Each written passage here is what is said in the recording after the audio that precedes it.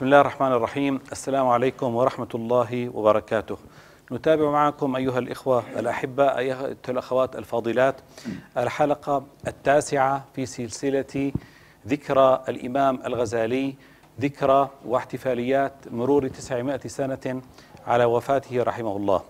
وقد قمنا برحلة طويلة مع شيخنا الفاضل في الحلقة الثامنة في مقارنة سريعة بين الفلاسفة في الغرب، ومنهم ديكارت وهيوم وكانت، وكيف أخذوا بعض الأمور وكثيرها من الإمام الغزالي، وخاصة ما أثبت في كتاب المقال في المنهج لديكارت، وأخذه عن المنقذ من الضلال وعن شيء من التهافت. وذكر لنا شيخنا الفاضل قصة جميلة حصلت في عنابة في الجزائر في أوائل السبعينيات، نرجو الرجوع إليها في الحلقة الثامنة. لم يكن للإمام الغزالي مشكلة مع الفلاسفة في التحليليات، فهي علوم يقينية عنده، وليس في الحسابيات، وليس في المنطقيات، ولا الطبيعيات والفيزياء والرياضيات وحتى الخلقيات. المشكلة كانت في الإلهيات، في موضوع قدم العالم، أبدي هو أم أزلي، وفي مقولة المكان والزمان والعلاقة المتميزة بينهما. وهنا شرح لنا الشيخ الفاضل عبقرية الإمام الغزالي في بحثه لهذا الموضوع، حيث كان يقول أن للزمان لا معنى بدون المكان، وأن الزمان باعتباره عداد للحركة لا يمكن أن يكون له وجود دون مكان يتحرك به. وعاد شيخنا الفاضل بذكرى سريعة لابن رشد الذي خفف وكان متواضعا وكان متماسكا في موضوع علم الله للجزئيات، وكان له شرح يمكن أن يتوافق ويتطابق مع الشريعة الإسلامية، مع كونه معجبا بالعالم الشهير أرسطو. نرجو الرجوع لهذه الحلقة المهمة، وننتقل الآن لحلقتنا التاسعة في هذه السلسلة مع شيخنا الفاضل عدنان إبراهيم. تفضل شيخ عدنان. شكرا، بارك الله فيك عدنان. بسم الله، الحمد لله، والصلاة والسلام على رسول الله وعلى آله وصحبه ومن والاه. ربي يسر وأعن. إخواني، أبو حامد رحمة الله تعالى عليه حاول أن يعجز الفلاسفة في إثبات كون الله صانعا للعالم كما يلتزمون. هم يلتزمون أنه صانع العالم، قال لا، هذا على أصولكم لا يتم. كيف؟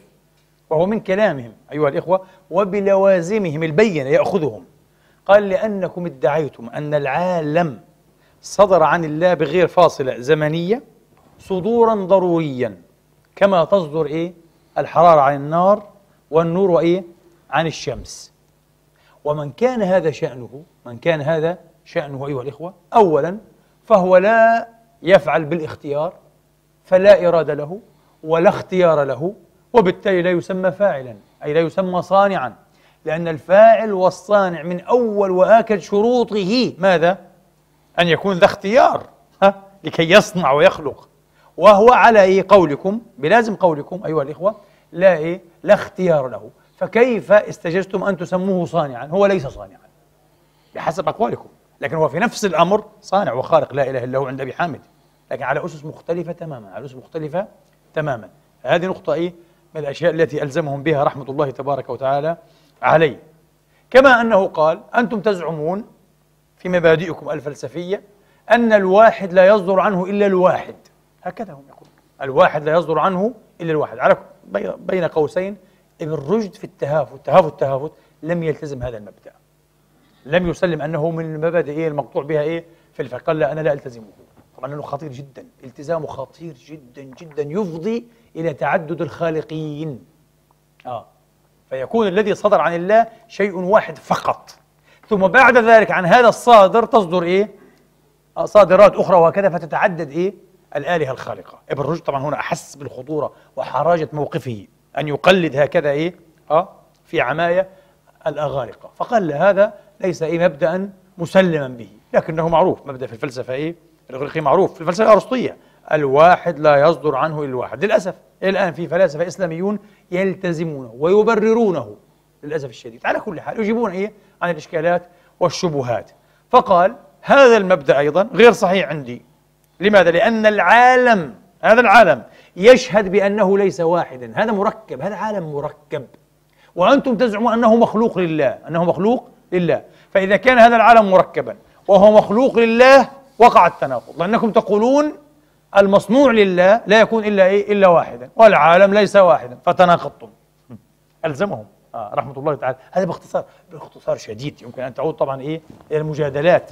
وأبو حامد أيها الإخوة لإنصافه وليس فقط مع الفلاسفة، حتى مع الباطنية، يذكر حجج القوم كما قلت لكم بأحسن مما يمكنهم أن يعرضوها به، ويفصل. يعني هو لا يقف موقف المحامي، انتبهوا، قال أبو حامد محامي عن الشريعة، غير صحيح. لا، أبو حامد باحث عن الحقيقة، وهذا مجده وهذا شرفه. لماذا؟ لو كان محاميا مدرها عن الشريعة والإسلام كيف لاتخذ موقف المحامي؟ والمحامي ماذا يفعل دائما؟ يخفي حجج خصمه ويبرز بيناته هو وحججه، وهيك لازم يسوي المحامي، ولا بخسر، ولا مش صحيح؟ وأحيانا يحامي عن قضية ويعلم أنها ليست عادلة ويكسبها للأسف فهلوى. أبو حامد ليس محاميا، محمد هو باحث عن الحقيقة، ولو وجد بعقله المستقل الحر الطلق الطلعة النزيه أن الحق معهم في كذا وكذا مسألة لوافقهم رحمة الله تعالى عليه.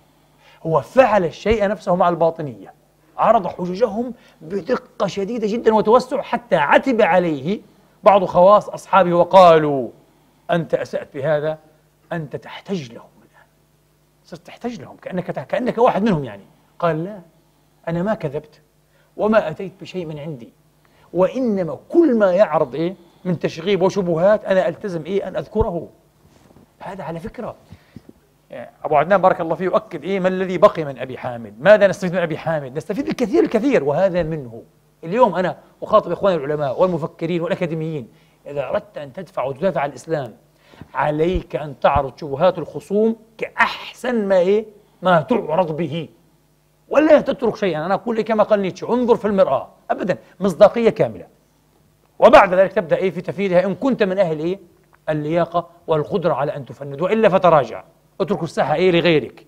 لكن تأتي تقرمط الكلام قرمطة وتزعم أن هذا المذهب أو تلك النحلة يحتج بواحد اثنين فقط وهذه حججهم وهذا القضاء عليها، هذا لا يجوز، لأن هذا سيظهرك بمظهر الضعيف، وكما يقول المثل سيظهر دينك بمظهر الدين الضعيف. كما يقول المثل الإنجليزي، إذا أردت أن تسيء إلى قضية لا تحاربها، دافع عنها بضعف. هذه نكبة الإسلام اليوم.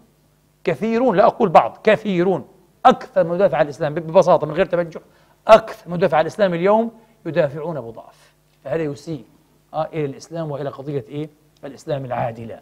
أبو حامد كان نزيها رحمة الله تعالى عليه، وبصدد بعض الشبهات للباطنية قال هذه سمعتها من صاحب لي، قلت لكم كان معي، يعني كان على طريقتنا السنية الإسلامية كذا، وأصبح باطنيا، وهو الذي أدلى بهذه الشبهات، فلا بد أن أذكرها أنا. قال ما بتغاضى عنها، مذكورة سأذكرها، مع أنه لم يسمعها ولم يقرأها إلا لواحد. إذن أثيرت هذه، وجدت، لا بد أن نتصدى لها.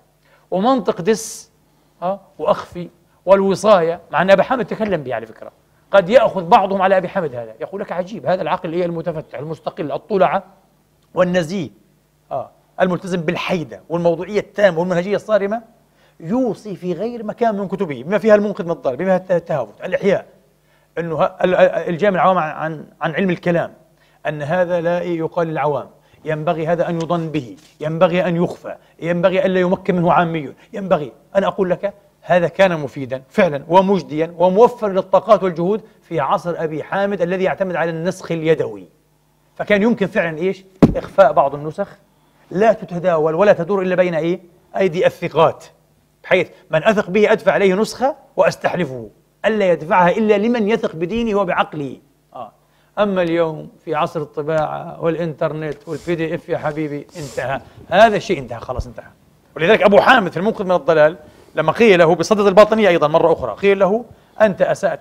الإمام أحمد كان ينكر على من يذكر شبهات القوم، مش الفلاسفة عاد، متكلمين طبعا، متكلمين معتزلة وغيرهم وجهمية ومعطلة إلى آخره. أحمد كان ينكر ويقول الحارث بن أسد المحاسبي أساء، لأنه في كتبه يذكر حجج إيش؟ هؤلاء المعطلة، حجج الجهمية، وهكذا يوسع نطاق إيه؟ الابتلاء بهذه الشبهات. هذا الإمام أحمد. أبو حامد لم يقتنع بهذا. إيش قال أبو حامد؟ كموقف هذا أصلي قال ما في مشكلة، ولكن هذا الكلام ينسحب فقط على شبهة لم تنتشر. أما إذا انتشرت وعرفت فكلام أحمد هذا لا يفيد. موجودة الشبهة خلاص، لابد ماذا؟ أن نرد عليها. للأسف اليوم العالم المسلم، الشيخ المسلم، المفكر المسلم في القرن الخامس عشر، في القرن الحادي والعشرين الميلادي، للأسف يتكلم والله كأنه لا يعيش في العصر. من أجل من تفتح يا فلان هذا الملف؟ كيف تناقش هذا التاريخ المدفون؟ مدفون إيه؟ مدفون إيه؟ 50,000 كتاب مؤلفة في القضايا هذه، القضايا التاريخية وغير التاريخية. قال لك معاوية ويزيد، بل 50,000 كتاب مؤلف فيها، 50,000 موقع تتناول هذه القضايا، وهذا صحيح؟ 50,000 منبر تصدح بها يا رجل. لابد أن يكون لنا فيها قول رأي، ونلتزم فيه إن شاء الله ماذا؟ الحق والقول بالحق. أغضب أو أرضى إيه؟ من أغضب ومن أرضى، هذا لا يعنينا. يتكلمون كأنهم عميان لا يعيشون في العصر. قال تنبشون التاريخ. كل من تكلم هذه العبارة أعرف أن في عقله بعض حمق، والله العظيم. يا أخي أنت أعمى، أنت تنبش التاريخ. تاريخ إيه؟ تاريخ منبوش ورائحته فائحة في العالم كله. قال لك أنه فعلا يعني إيه هو تاريخ مدفون. مش مدفون يا أخي، تاريخ نعيشه كل يوم، ولا بد أن يكون لنا قول يا أخي. عجيب هذا الشيء هذا. فأبو حامد كان يفهم هذا، لا هذه في شبهة لم تنتشر، أما إذا انتشرت فلا بد من تصدي إيه؟ لإدحاضها، بيان تهافتها، لابد. وهذه وظيفة العالم والمفكر إيه؟ المسلم الحق أيها الإخوة. طيب، في مسألة علم الله بذاته وبالكون، هم طبعا يزعمون إيه؟ أن الله يعلم ذاته، ومستغرق على طريقة أرسطو، مستغرق في التفكر في ذاته، في قدسه، في جماله وكماله، ويعلم الكون والوجود بعلم إيه؟ كلي، لا بعلم إيه؟ جزء تفصيلي. أبو حامد قال هذا لا يتم لكم أيضا، الله لا يعلم لا ذاته ولا كونه على طريقتكم. كيف يا أبا حامد؟ ليس من مصلحتك أن تنكر. قال لك لا، أنا أثبت هذا بطريقتي، لكن بطريقتكم لا يثبت. لماذا؟ لأنكم جعلتم الله ليس فاعلا بالاختيار، إنما فاعلا بالضرورة. والآن ببساطة، هل تشعر النار بالحرارة التي تصدر عنها؟ لا تشعر. هل تقيس هذه الحرارة؟ هل تتحكم فيها؟ في توزيعها النار؟ مستحيل. هل تشعر الشمس بالنور الذي تبثه وبالحرارة التي تلقيها في الكون، تهديها الكون؟ لا تشعر. ولا صحيح؟ هل يشعر المطر بالفعل الذي يحدثه في الأرض؟ هل تشعر الأرض بالمنة التي لها على النباتات والأشجار؟ ولا شيء من هذا شاعر، ولا شيء. قال إذا كان الله على طريقتكم الباطلة يفعل على هذا النحو بالضرورة، فهو لا يشعر بشيء من هذا، وبالتالي يستحيل عليكم إثبات أن الله يعلم. أما أنه عندنا يعلم فيعلم بأدلة أخرى. طبعا الله عند المتكلمين، عند الموحدين، عندنا كمسلمين بفضل الله عز وجل، نحن العارفون بالله، الأمة الإسلامية، الأمة الموحدة، أمة القرآن يا جماعة، أمة الكتاب والسنة، هذه أمة عارفة بالله. يقول لك الله فاعل مختار، لا إله إلا هو، وربك يخلق ما يشاء ويختار. فاعل مختار، ما شاء الله كان، وما لم يشاء لم يكن، بشكل واضح. ما شاء الله، والمشيئة هي ماذا؟ الإرادة، هي الاختيار. أراد شيئا اختاره، شاءه، فالله شاء، الله شاء ومريد ومختار، يكون. إذا لم يشاءه لا يكون، فلا يكون إلا عن مشيئة، فهو فاعل بالاختيار بشكل قطعي. فهو فاعل بالاختيار بشكل قطعي. نعم. هذه من المسائل التي عالجها أبو حامد بأسلوبه اللطيف العميق الذكي، وأحيانا الصاعق، أدلة قوية رحمة الله تعالى عليه. مسألة حشر الأجساد أيها الإخوة، مسألة كما قلت لكم مشكلة، وفيها شبهة. طول ابن سينا في الرسالة الأضحوية في المعاد في عرضها أو العرض لها، وهي شبهة الآكل والمأكول. حقيقة هي شبهة قوية لا يستهان بها. وباختصار تقول هذه الشبهة الإنسان إذا سلمنا وأقررنا أنه يحشر روحيا وجسديا، يعني بروحه بنفسه وجسده، هذا يلزم منه الوقوع في مناقضات لا انفكاك عنها أو منها. ما هي؟ قال لك إذا سيحشر بجسده الكامل، جسده الكامل فيه أبعاض ليست له، وقد تعود وتنمى تنميها إيه؟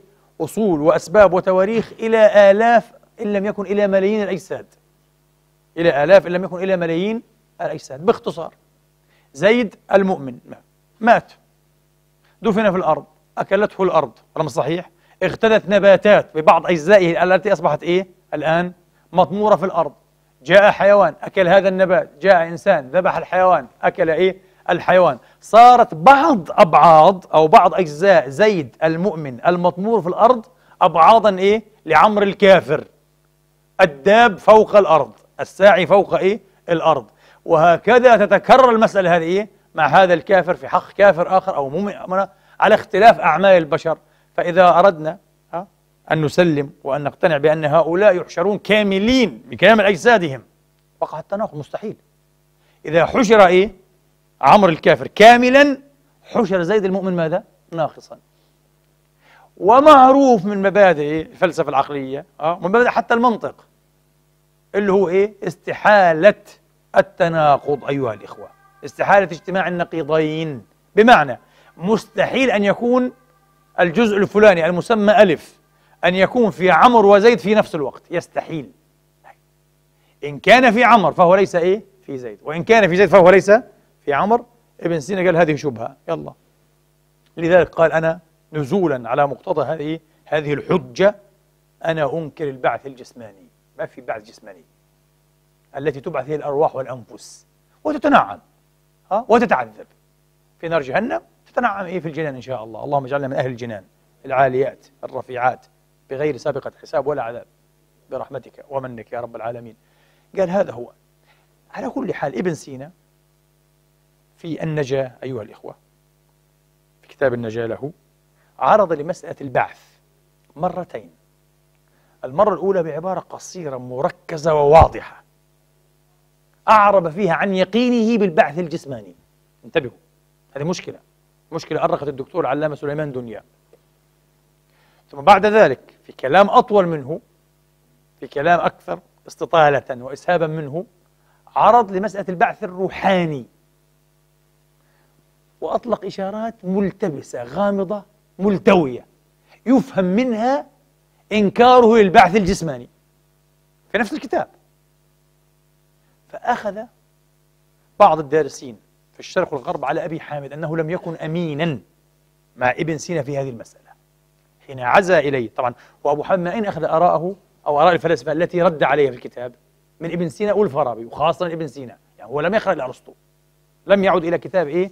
أصلي لأرسطو، وقال أنا آخذ هذه الآراء أرد عليها من أكبر ممثلين للفلسفة الأرسطية، منهم الفارابي المتوفى سنة 329 للهجرة، ومن الشيخ الرئيس أبي علي ابن سينا المتوفى سنة 428 للهجرة. يعني قبل ميلاد أبي حامد بكم؟ بنصف قرن تقريبا. يعني 430 450 ب 20 سنة، أقل ب 20 سنة فقط، ب 20 سنة. قال آخذ الآراء من هذين الاثنين، خاصة ابن سينا. لماذا نسبت إلى ابن سينا أنه ينكر البعث الجسماني مع أنه صرح في النجاة بأنه من الموقنين بالبعث الجسماني؟ صح، أطلق بعد ذلك ضمن الجواب الآخر عن البعث الروحاني إشارات ملتبسة ملتوية مترددة قد يفهم منها إنكار البعث الجسماني. فالدكتور سليمان دنيا في البداية، وذكر هذا في الطبعات السابقة، وهذا من باب الوفاء ومن باب برضو النزاهة العلمية، قال هذا أخذناه على شيخنا أبي حامد، كان ينبغي أن يكون أكثر نزاهة وأكثر دقة. ظلم ابن سينا. قال إلى أن وقعت في يدي رسالة أضحوية في المعاد لابن سينا، وهي موضوع كلها رسالة بحيالها لمسألة البعث، فإذا به يقطع أيها الإخوة بإنكار البعث الجسماني، ويأتي بشبهة الآكل إيه؟ والمأكول.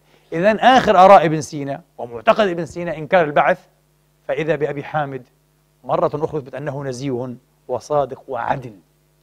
واضح أنه قرأ تقريبا معظم تراث ابن سينا، فإذا نسب إليه شيئا يعلم يعلم صدق النسبة، رحمة الله تعالى عليه ورضي عنه وأرضاه. طيب أيها الإخوة، بما أننا نتكلم ما زلنا عن الغزالي الفيلسوف أو الغزالي مع الفلسفة في بحار الفلسفة، وعدتكم أمس في الخطبة أن أتكلم عن رأيي الشخصي ولم أسبق إليه في مسألة المقولة المنسوبة تكثيفا وتركيزا لأبي حامد ليس في الإمكان أبدع مما كان. وقلت لكم أبو حامد لم يقل هذا هكذا، طبعا يا ليته قاله، جميل جدا، يعني هذا تكثيف جميل. الذي قاله بالنص والفصل في كتاب التوكل من إحياء علوم الدين: وكل ما قسم الله بين عباده من رزق وأجل وإيمان وكفر فكله عدل محض، ليس في الإمكان أصلا أحسن ولا أتم منه. ولو كان في أحسن منه وأتم منه وادخره تعالى مع القدرة، لأنه قادر طبعا وفي أحسن منه، لا ما عملوش ولم يفعله لكان بخلا وظلما، يعني لكان الله بخيلا ولكان ظلما، حاشا، نعوذ بالله من زلات اللسان. طبعا بعض الناس يتحرج كثيرا من هذه التعبير، لا تتحرج، حكاية الكفر ليست بكفر، انتبهوا. بعض الناس يطنطن ويعمل لك دوشة كبيرة على عنوان خطبة: الله عاجز أم شرير؟ لا يجوز، اتقوا الله. يا جماعة نحن لا نقول الله عاجز وشرير أبدا، نحن نتساءل حكاية لسؤال الملاحدة أصحاب شبهة الشر، يقولون الله في نهاية المطاف إما أن يكون عاجزا أو شريرا، فنحن نتساءل هل حقا الله عاجز أو شرير؟ الله لا عاجز ولا شرير، الله قادر وخير، الله قادر ورحيم، لا إله إلا هو.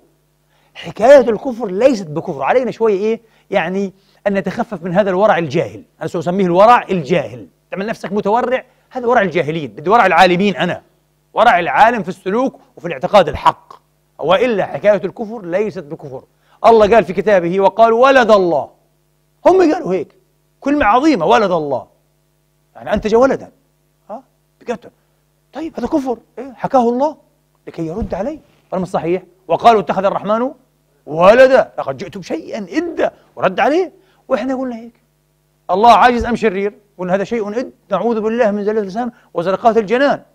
وحاولنا أن نهدمه عليهم وأن ننقضه بخطبة طبعا لا تتسع، نحتاج إلى عشرات الخطب، لكن مكثفة، في أشياء مكثفة من فهمها.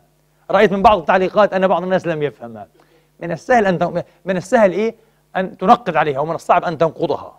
بعدين بالحوار الفلسفي حتشوف ليس من السهل. على كل حال، أبو حامد هذا ما قاله في كتاب التوكل من إحياء علوم الدين رحمة الله تعالى عليه.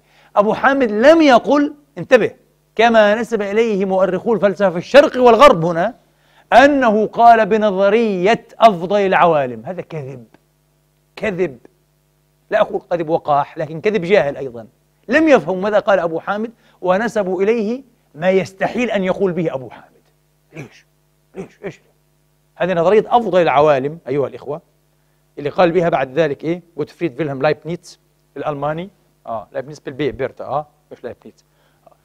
إيش هي بتقول إنه هذا العالم اللي إحنا فيه بالمقارنة مع أي عالم متخيل أو مفترض أو مفروض أو متصور آخر أفضلها، وهي نظرية حمقاء. أنا إبستمولوجيا أثبت أمس بس باختصاره، والأمر اختصر، لكن ممكن أعمل عليه محاضرة مطولة عشان أوضح وجهة نظري. يستحيل إثبات نظرية على هذا الشكل أو بهذه الصورة، يستحيل أن تقول لي أنا سأثبت أن هذا العالم أفضل العوالم الممكنة. مستحيل. لماذا؟ لأنك في نهاية المطاف ستصطدم بأول حاجز، أنك لم تفرغ من فهم هذا العالم. لكي تعقد مقارنة بين هذا العالم لابد أن تثبت أنك فرغت منه تماما، فهمت كل ما يمخر ويعتري ويتحكم في هذا الوجود من ماذا؟ من قوانين، سواء قوانين نفسية، روحية، تاريخية، اجتماعية، وخاصة فيزيقية طبيعية بالكامل. هل فرغنا؟ مستحيل. لا، اليوم علماء الفيزياء بيعتبروا حالهم لسه في أول القرن العشرين قالوا انتهينا، علم الفيزياء انتهى، بيرفكت كومبليت، انتهينا خلاص. طلع كله كلام فارغ. مثل حتى الرياضيات، قال لك خلاص عندنا فقط 20 مسألة في الرياضيات، بنحلهن بينتهي علم الماثماتكس، بنسد عليه انتهينا منه، نبدأ في علم ثاني. مش صحيح. وقال هذاك قال سوف نعلم، ولا بد أن نعلم وسوف نعلم، قال لا بد أن نعلم وسوف نعلم، ولا اليوم لم يعلموا، ما عرفوش الحل. مسائل معقدة جدا جدا لم تحل إطلاقا إلى اليوم. غرور الإنسان. فلسه عشان أنت حين تفرغ من فهم هذا العالم بتفاصيل قوانينه التي ودساتيره المتحكمة فيه، ويثبت هذا بشكل فعلا كامل تام، تقول الآن أنا مهيأ أن أقارن مع ماذا؟ مع عالم آخر لم يكن، غير موجود، غير مخلوق. بماذا ستقارن؟ هذا كلامي أنا. ستقارن بعقلك الذي بني وأبدع ونشط وفعل ضمن قوانين هذا العالم، صح؟ حتلاقي نفسك من المحال أنك تقفز خارج إيه؟ خارج إناء هذا العالم، خارج إيه؟ كرة هذا الكون، وتفكر ضمن إيه؟ قوانين مختلفة لكي تفترض شيئا مختلفا عن هذا العالم. تعرف كل ما ستفعله أنك ستعيد إنتاج هذا العالم مشوها، مشوها، انتبه، مش محسنا، مستحيل، مشوها. تعرف لماذا؟ هنا يأتي كلام أبي حامد. لأن هذا العالم الفكرة العميقة فيه فلسفيا وعلميا تجدي نتيجة وتعطي نتيجة وقناعة. ماذا أيها الإخوة؟ أنه متكامل، عالم متكامل كما قلنا، روح واحدة، نفس واحد، متعالق بلغة كما قلنا لكم ميكانيكا الكم entanglement، مبدأ التعالق. يبدو أن هذا الكون مرتبط بذاته، وكل شيء فيه مرتبط بكل شيء بطريقة تعز على الفهم، طريقة تعز حتى إيه؟ على الفهم، شيء خيالي أكبر من الخيال نفسه، تخيلوا؟ وكل شيء فيه يؤثر في كل شيء. لو أخذنا ببساطة، هذا كلام طويل جدا جدا، لكن ببساطة لو أخذنا حتى ما يتعلق بالعقل الإنساني في مجال أبحاث الأعصاب والدماغ والباراسايكولوجي، علم النفس الجنيبي أو الماوراء إلى آخره، نجد أحاجيب يا إخواني، أحاجيب حتى في علم الحيوان، في علم السلوك الحيواني. تخيلوا ببساطة مجموعة شمبانزي على ضفة نهر، تعلمت كيف تغسل البطاطا في النهر، وبعدين إيه تأكلها بعد ما تقطعها بتكون أحسن، واستفادت. المهم قصة طويلة. نلاقي بعدين أنه مجموعة شمبانزي أخرى في مكان بعيد، كيلومترات بعيدة جدا، وما حدش التقاء مطلقا، بالصدفة، بالصدفة بدأت تمارس نفس اللعبة، نفس العملية، وبسهولة. وكل خبرة الشمبانزي الأوائل أصبحت مكتسبة للثانيين من غير لقاء. بلاش في الميدان الإنساني التجارب إمبريقية ما في ثابتة هذه.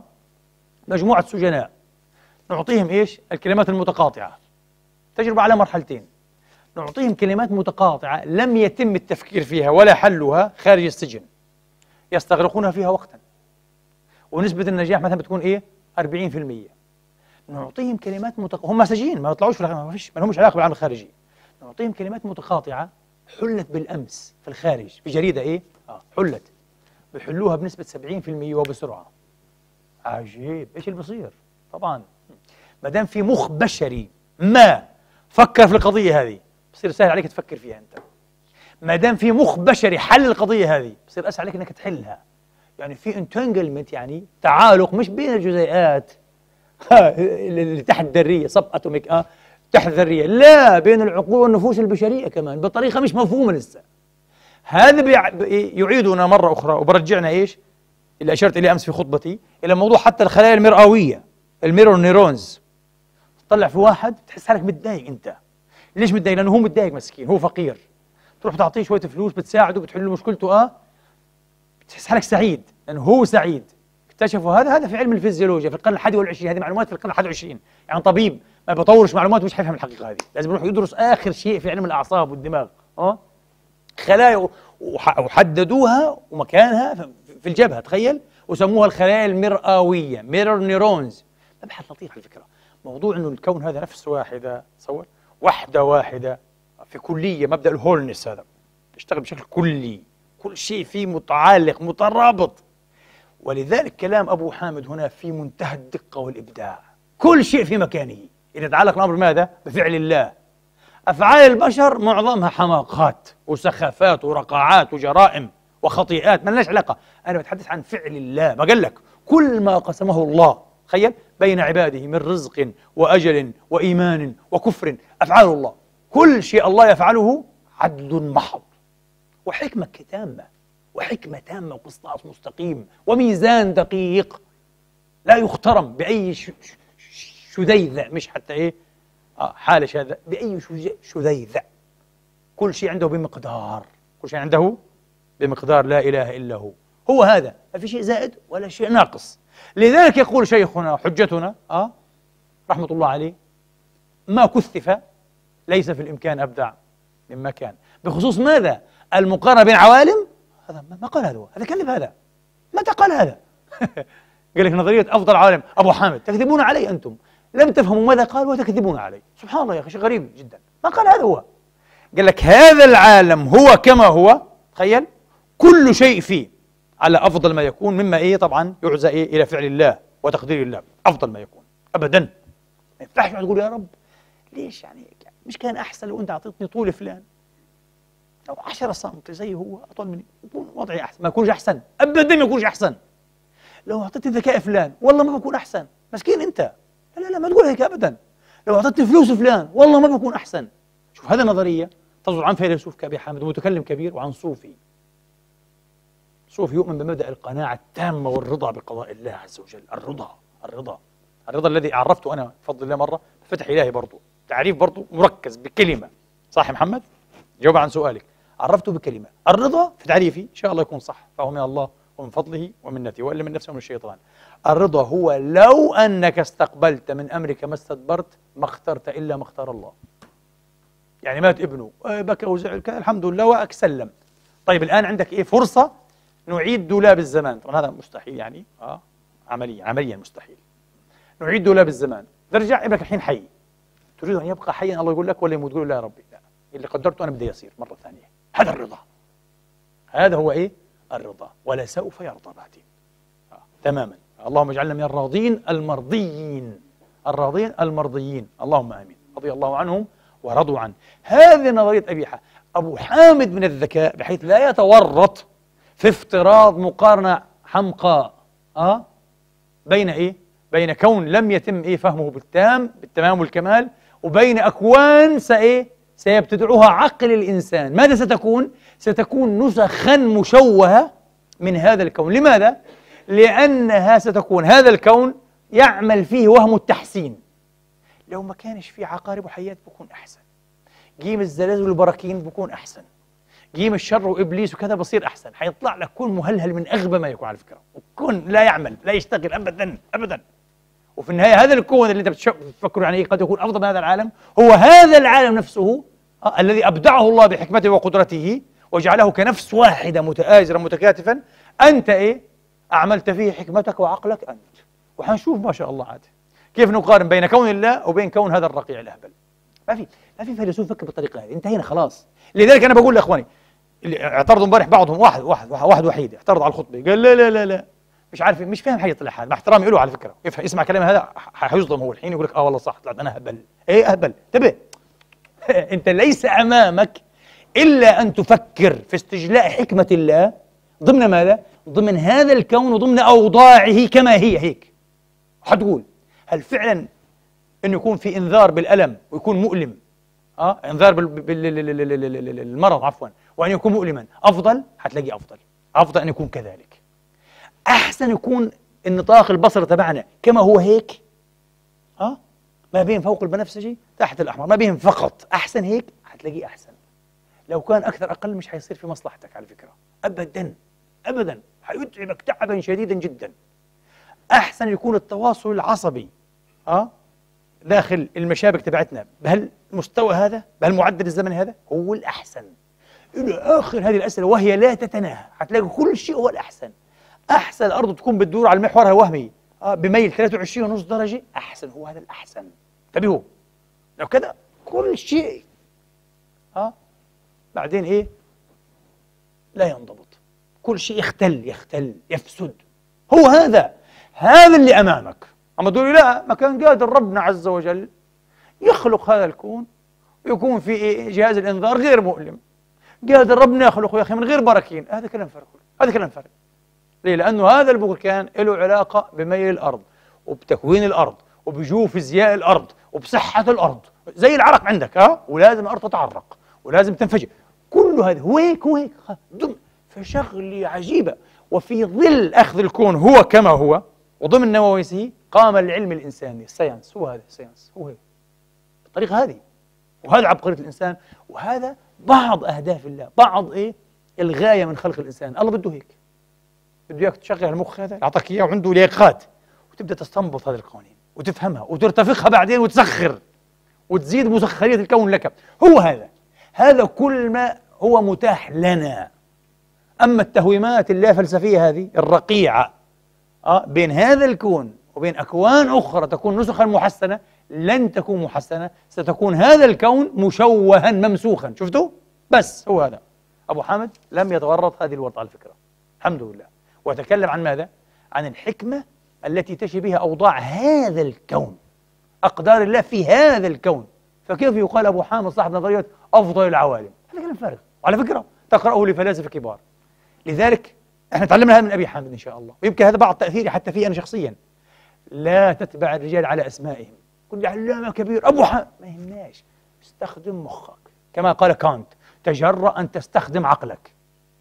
أبو حامد طبعا دائما في حربه الشعواء على التقليد يقول لك هذه عادة ضعاف العقول، هكذا عادة ضعاف العقول، يتبعون إيه؟ يعرفون إيه؟ الحق بالرجال. أي إنسان ضعيف العقل مسكين فقير غلبان تايه يعرف الحق بالرجال. من سبقك يا أبا حامد إلى هذا؟ لا أحد، إذا أنت مبطل. من إمامك يا أبا حامد في هذه المسألة؟ لا أحد، إذا أنت مبطل. يا لا، أنت عبقري، أنت أهبل، أنت تائه. مش هيك، الإنسان الذكي بغض النظر. وإلا والله يا إخواني لو هذا المنطق فيه شيء من حق لما قام لا كشف ولا علم ولا اختراع.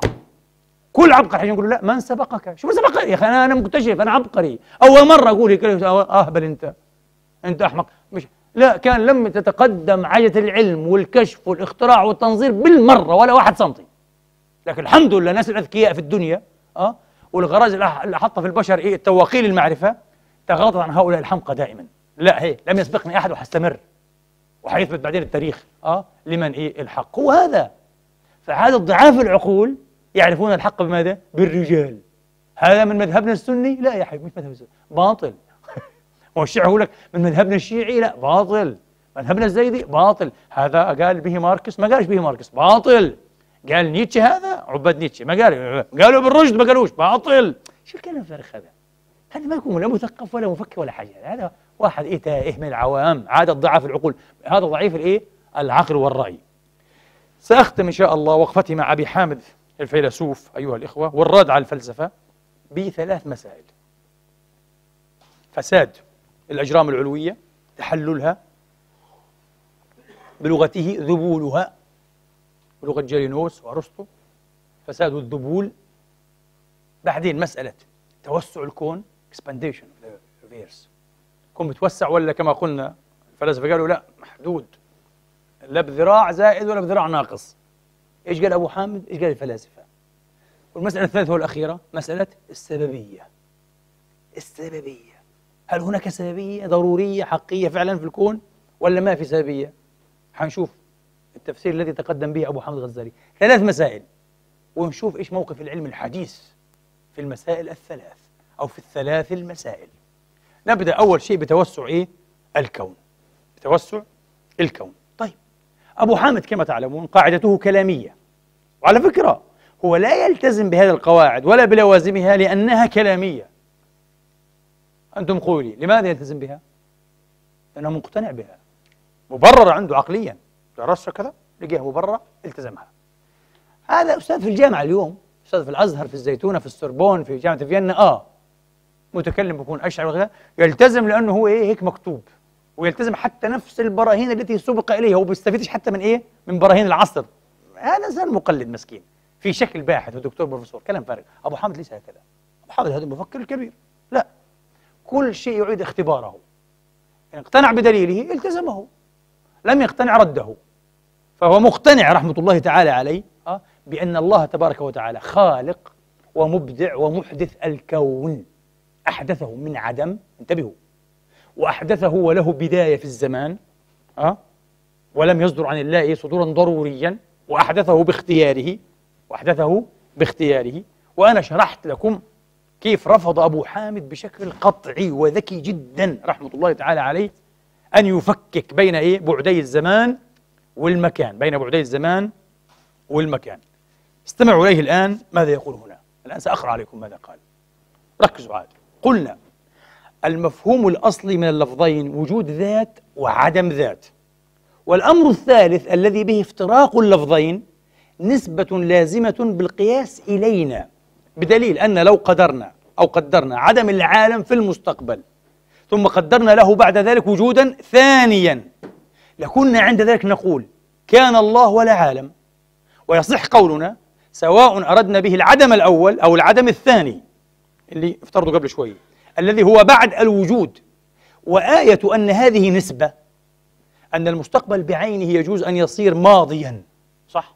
فيعبر عنه بالماضي، إذن هذه نسبة مش حقيقة واقعية، فهمتوا؟ مش حقيقة واقعية. لو كان حقيقة واقعية لا ينقلب إيه؟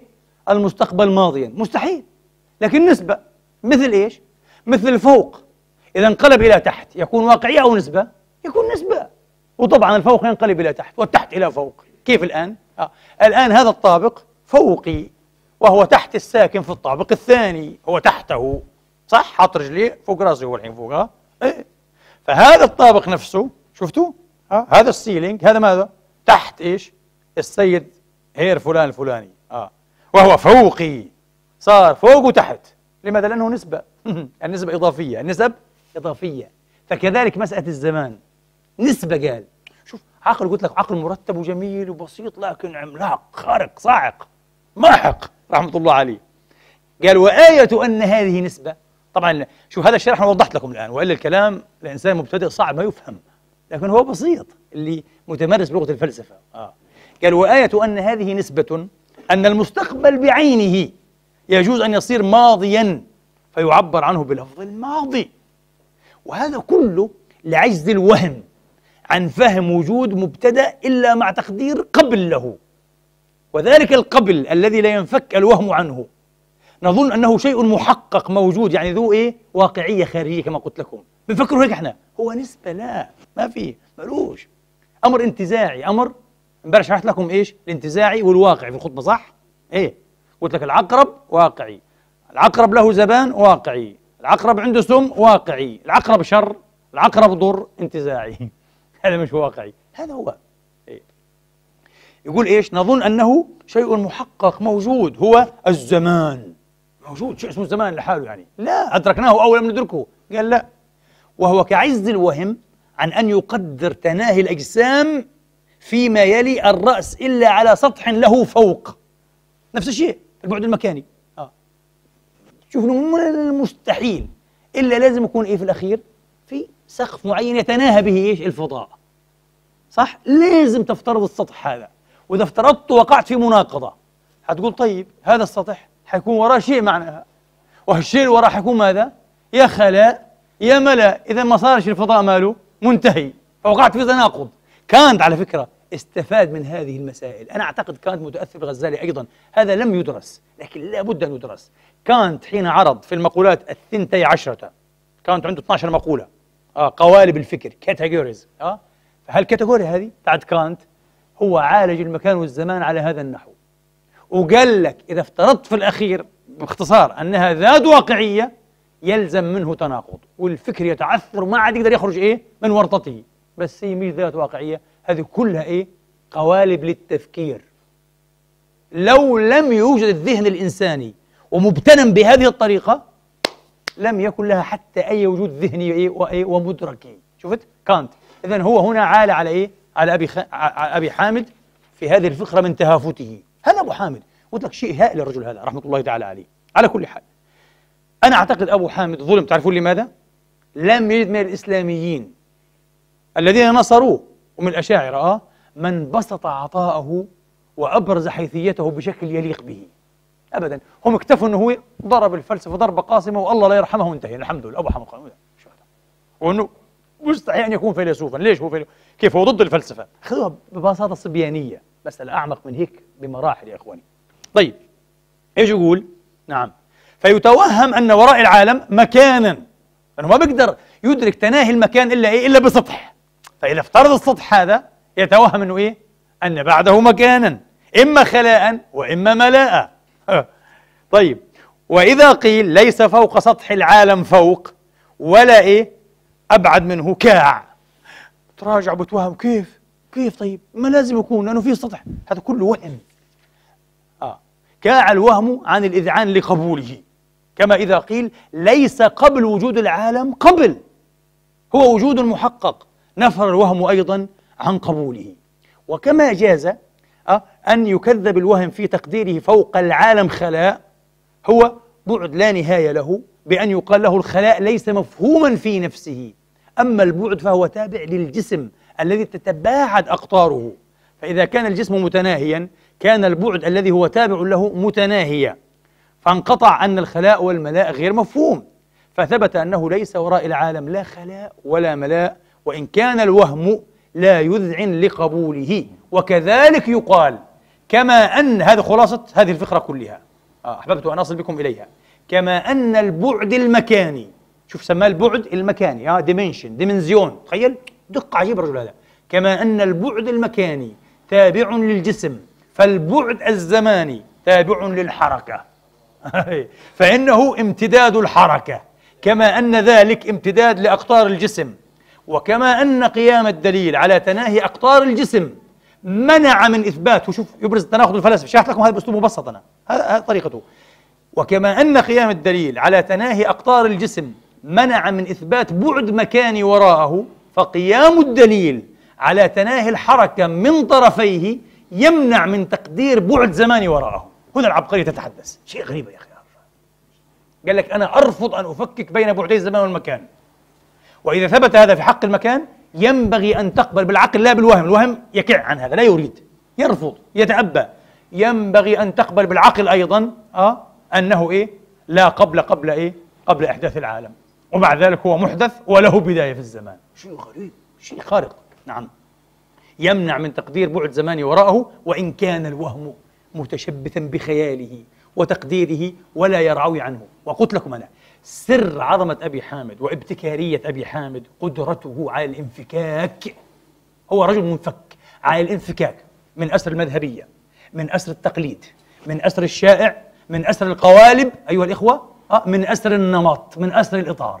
رجل عنده قدرة على القفز غريبة، يقفز خارج الصندوق ويعيد النظر. شيء خطير الرجل هذا في كل شيء. لذلك أنا شخصيا لا أقارن ابن رشد به، ما تقوليش هذا الرجل أعظم بكثير. لمن يلومني في تقدير أبي حامد وثنائي عليه، لا، أنا لا أتحدث عن عاطفة، أتحدث عن درس إن شاء الله. على كل حال إيش يقول؟ يقول وإن كان الوهم متشبثا بخياله وتقديره ولا يرعوي عنه، ولا فرق بين البعد الزماني الذي تنقسم العبارة عنه عند الإضافة، شوف عند النسبة إلى قبل وبعد، وبين البعد المكاني زي ما قلت لكم إلى فوق وتحت، وما في لا فوق ولا تحت، هي نسبة. وكذلك في الزمان. شوف بذكائه حين ماها بينهما ورفض التفكيك بينهما استطاع أن يفهم سر المسألة الرجل رحمة الله تعالى عليه. نعم، الذي تنقسم وبين البعد المكاني الذي تنقسم العبارة عنه عند الإضافة إلى قبل، وبعد البعد المكاني عند الإضافة إلى فوق وتحت. فإن جاز إثبات فوق لا فوق فوقه، جاز إثبات قبل ليس قبله قبل محقق، إلا خياليا وهميا كما في الفوق. وهذا لازم، يعني لازم لهم فليتأمل، فإنهم اتفقوا على أنه ليس وراء العالم لا خلاء ولا ملاء، فيحصل ويخرج منه أنه ليس قبل إحداث العالم لا قبل ولا ما يحزنون. نعم، يجب أن تؤمنوا بهذا. والعالم له له بداية. شيء من أروع ما يكون. حنشوف بعدين في مقارنات مع ابن رشد كيف تكون حجة ابن رشد ضعيفة جدا جدا جدا، مغالطية، مغالطة ساذجة مكشوفة، ولا يخضع لحجة أبي حامد. نكتفي لكن إن شاء الله في هذه الحلقة بهذا القدر، على أن نلقاكم في حلقة قادمة. فالسلام عليكم ورحمة الله تعالى وبركاته. جزاك الله عنا خيرا شيخ عدنان. انتهينا بعونه تعالى من الحلقة التاسعة في هذه السلسلة المباركة إن شاء الله، ولقاءنا معكم إن شاء الله في الحلقة العاشرة. والسلام عليكم ورحمة الله وبركاته.